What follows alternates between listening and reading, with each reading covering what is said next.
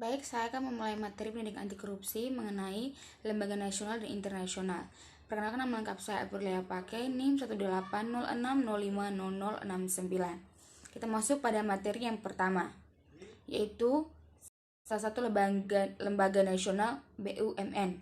BUMN adalah badan usaha yang sebagian atau seluruh kepemilikannya dimiliki oleh negara.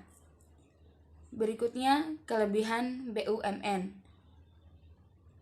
Yang pertama, bisa membuka jasa pelayanan publik yang tidak mungkin dilakukan pihak swasta, sebab jenis usaha tersebut mungkin saja tidak menguntungkan secara ekonomi.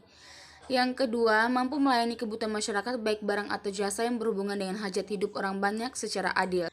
Yang ketiga, punya sumber pendanaan relatif lebih besar dari swasta. Yang keempat, jauh dari monopoli pihak swasta. Yang kelima, mudah adakan kerjasama baik dengan koperasi swasta nasional atau swasta. Yang keenam, sarana serta prasarana umum difasilitasi oleh negara. Berikutnya, kelemahan BUMN. Yang pertama, sering alami kerugian karena sifat usaha yang mengutamakan kepentingan publik dibandingkan pertimbangan ekonomi. Yang kedua, apabila modal dari pinjaman luar negeri terlalu banyak dan sulit dibayar, maka tanggungan uang negara jadi semakin membesar. Yang ketiga, BUMN yang terus merugi akan tetap diberi suntikan modal pemerintah meski belum ada perbaikan dari sisi manajemen. Yang keempat, monopoli negara yang berlebihan bisa mematikan usaha-usaha dengan jenis yang sama. Dan yang kelima, yaitu BUMN yang maju pesat bisa menimbulkan persaingan tidak sehat dengan pihak swasta.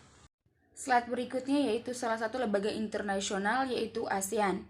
Kelebihan ASEAN adalah kesamaan dan perbedaan sumber daya alam. Yang kedua, kesamaan dan perbedaan wilayah atau kondisi geografis.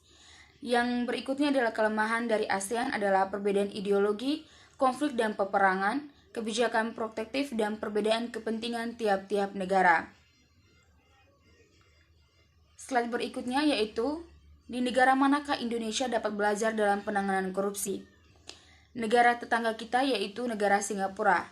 Praktik terbaik dari negara Singapura yang dapat Indonesia ambil yaitu salah satunya adalah tegasnya hukuman bagi para koruptor yang berani melakukan aksi di negara tersebut, mulai dari denda, kurungan penjara, bahkan hukuman mati. Menariknya, Singapura sebagai negara kecil di wilayah Asia Tenggara berkomitmen secara tegas memberantas korupsi mulai dari lembaga dan instansi pemerintah.